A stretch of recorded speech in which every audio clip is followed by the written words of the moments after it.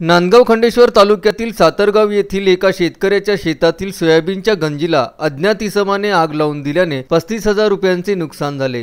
ही घटना मंगळवार दिनांक 1 डिसेंबरच्या सकाळच्या सुमारास उघडकीस आली।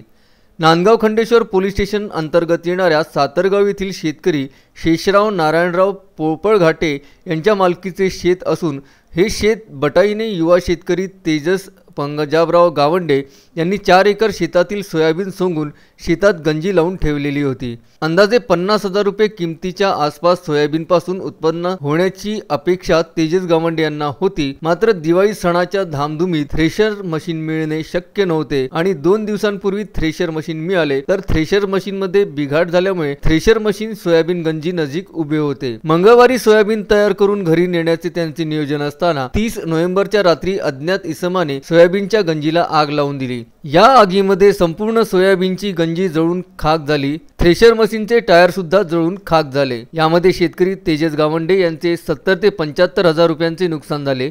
यावर्षी नापिकी असून सोयाबीनची गंजी खाक झाल्याने या शेतकऱ्यावर जणू आभाळच कोसळले आहे। या संदर्भात नांदगाव खंडेश्वर तहसीलदार यांच्याकडे झालेल्या नुकसानीचा अर्ज देण्यात आला। शेतकरी तेजस गावंडे यांच्या तक्रारीवरून नांदगाव खंडेश्वर पोलीस स्टेशनमध्ये अज्ञात इसमाविरुद्ध गुन्हा दाखल करण्यात आला। उत्तम ब्राह्मणवाडेसह सागर सवालाखे, विदर्भ न्यूज, नांदगाव खंडेश्वर।